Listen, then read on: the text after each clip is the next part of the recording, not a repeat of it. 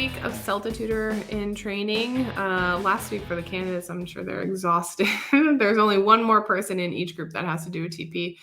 But this week on Tuesday, instead of input sessions, there's a little bit of a cool down wrap up of the course. So the session was about continuous professional development, what to do next, things like that. So the session started with breakout room discussions about how has the course impacted your view on lesson planning, teaching, and professionalism, and what are the next steps you have planned in your career.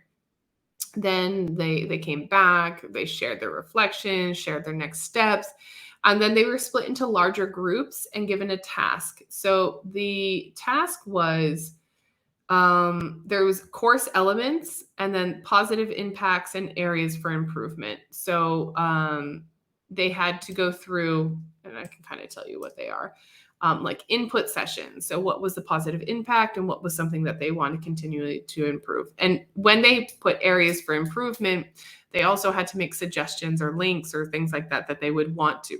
Anyways. So input sessions, assisted lesson planning, teaching practice, TP feedback, immediate reaction, the sheets that they had to fill out after they taught, observation of peers, experienced teacher observation, and research for assignments. So just reflecting on the major points that they had to do during the course. There was a general discussion about some of the overall positive effects that they had. Great. The tutor elicited from the candidates areas in which they want to professionally develop or career goals that they have to achieve. And then they also went into looking at different topic areas to kind of generate ideas. It's like a shared document. It's in a table. So like, for example, if they had TP feedback. So one positive thing was actually that they got feedback for their teaching practice, which some of them don't have access to, especially if they work like independently, things like that. And areas for, so like an area for improvement, how can they do that if they're working independently? How can they do that if they're working for an institution that doesn't really have a lot of lesson observations, etc. And so then they created in the table, they made suggestions and they gave ideas and links and resources and things like that. So it was, and it's a shared document, so they were able to kind of access it and look afterwards, things that they were interested in. I mean, it's funny to see the reflections of people. Like sometimes it's like, oh, CCQs. I still have issues with CCQs. So there's like some links to YouTube videos and things like that. And yeah, just the usual stuff.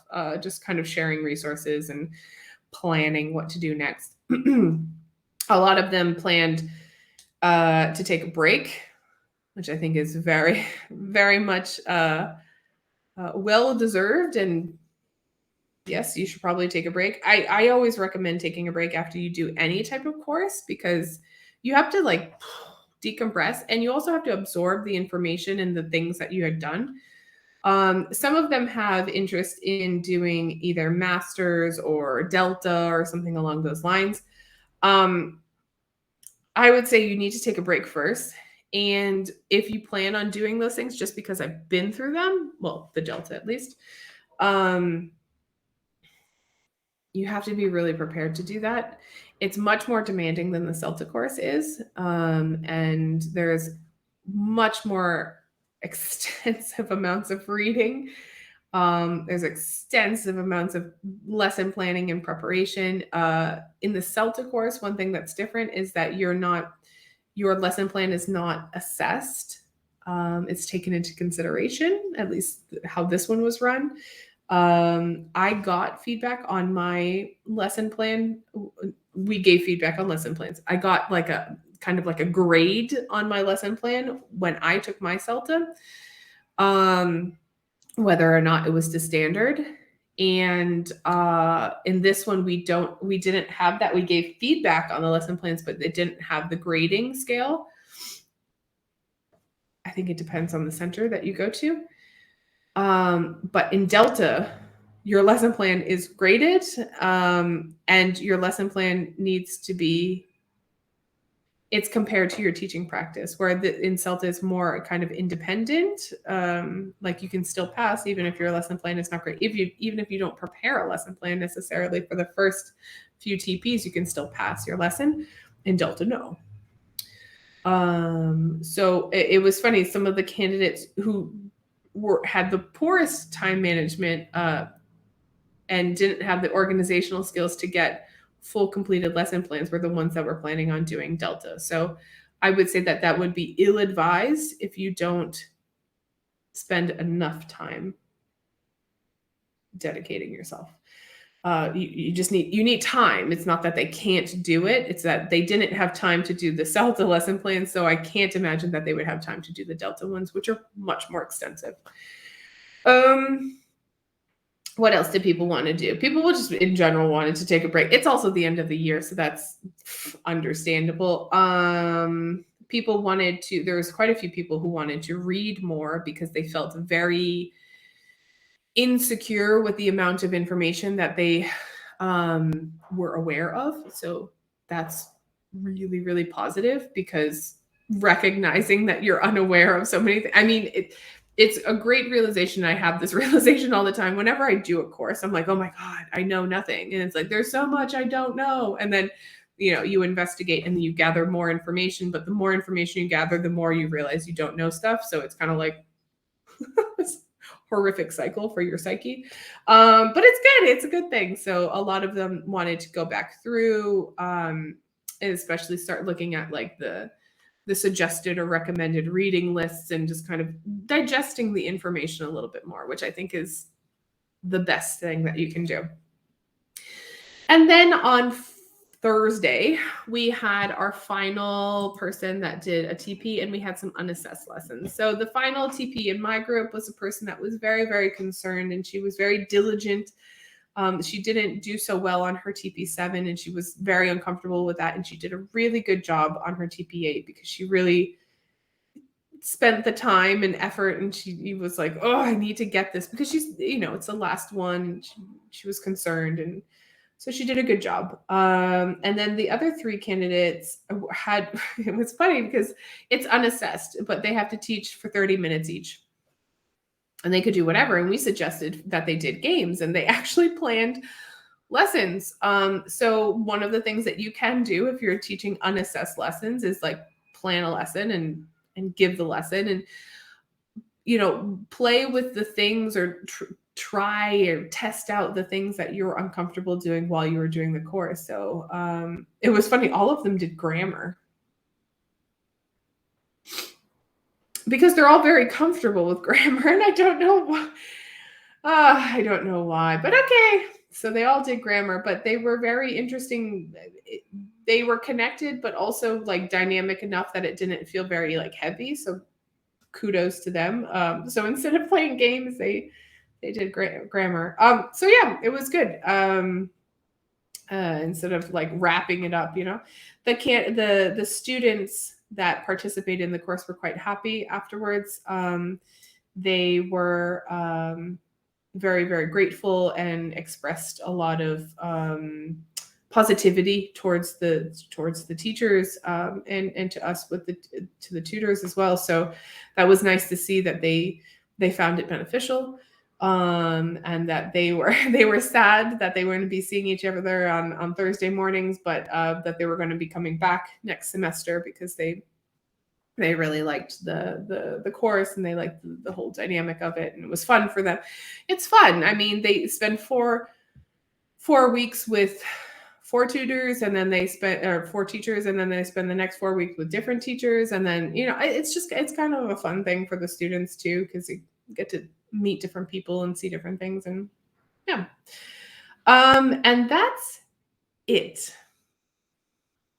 So at the end, we had lesson feedback for the person that was teaching her TP8, her last TP8. And then we got together in a whole group, and the tutors said goodbye. We gave suggestions and, said goodbye to everybody and good luck, and, best recommendations of things that we think that people should do. Excuse excuse me. And yeah, and that was it. And then it's kind of anticlimactic when you do it online, I have to say. If you do it in person, usually they're exhausted, but they'll go out for a drink afterwards or have lunch or do something, take a picture. We can take pictures online too, but yeah, it's a little anticlimactic because it's just like, okay, guys, congratulations, good job, take a picture, bye, and we love you, and that type of thing. So, love you, have fun, bye, guys. And that's it. It's like you log off, and CELTA's done. So, I like it. I like the dynamic online. I think it makes it easier. I think you get to meet lots of different people from different areas, and it's kind of very eclectic. But there is the end to the course is a little different from if you do it face to face. So, and overall reflections.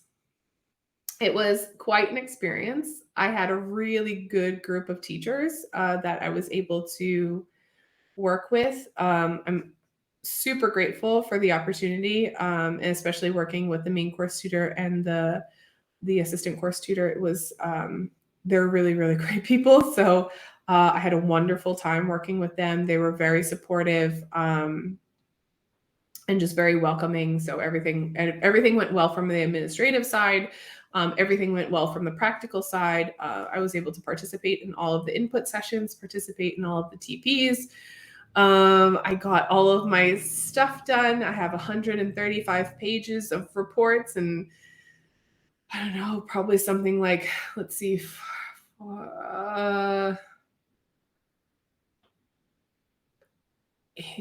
32 lesson plans that I assessed, and we had 32 assignments to grade, and it was a lot. But I think overall it's rewarding. It's the teachers that do the CELTA course, by and large, are there for the right reasons. You're always going to get some people that are there just to collect the certificates and get promotions or do whatever. But the majority of the teachers that do the CELTA are just there to kind of learn and get better in their practice. And if if I knew how much work it was to do the tutor and training, I'm not sure I would have taken it on this year. So I'm kind of glad that I didn't know and that I took it on anyways. But for anybody who's thinking about becoming a CELTA tutor, to do the tutor and training, it's quite extensive. You get out of it what you put into it, like anything else. So if you have to sit there and do reports, and you have to sit there and double check assignments, and you have to sit there and watch the input sessions and make evaluations and kind of write an analysis, like step-by-step procedures. It's a lot. There is a lot to do. I'm hoping that I just get cleared to become a full-fledged CELTA tutor. If I don't, we'll cross that bridge when we get there. I'm not sure how much more of the training I can do while working full time and doing everything else. So let's hope and pray that I just become a full-fledged tutor and don't have to continue to do training. But again, we'll see. We'll cross that bridge when we get there. And yeah, I think it's a really cool program if people are doing it for the right reasons. And I think that's the biggest reflection. I've gotten some backlash from people about, CELTA doesn't have any value anymore, and everybody's passing CELTA and things like that. And I think we just have to. I'm the type of person that if there's something wrong with something, I would rather just fix it. So if people have criticisms towards this program, then I think it would be much better to be part of the solution than be part of the problem. And so over the years, I know that CELTA has become a very popular program, and I know that many, many people have gotten it. It's seen as, especially in Brazil, relatively prestigious because it's from Cambridge University and it's, international certification. But it's quite expensive as well. So it's a little elitist in terms that certain people don't have access to it. I don't think that it's the only qualification for becoming a really good teacher. But I do think that working with people who are there for the right reasons, who put the time and effort in to become better teachers, for me, it's worth it. And I though I'm a relatively pessimistic person, I'm quite optimistic about continuing this journey and trying to make sure that teachers who do have access to this program that I do have the opportunity to work with get all of the support and resources that they could possibly need to become better teachers. And for people who don't have access to this, I will continue to work diligently to offer my own teacher training and mentoring and things like that, so that people can benefit from it, because I think that these types of programs are necessary. And if anyone has criticism about CELTA or teacher training or tutoring or things that are coming up because they become trendy and fashionable and people want to become that way, that's fine.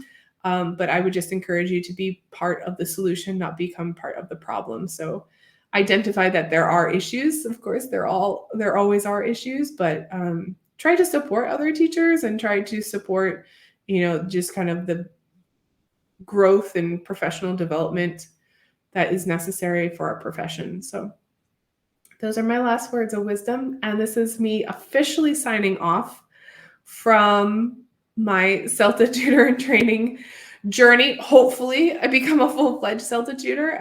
If not, then you might get a couple extra bonus episodes. I'm hoping not, because it'll be a lot of work, but that's it. And I hope to see you all soon. And maybe there's going to be another CELTA series coming out of this. Who knows?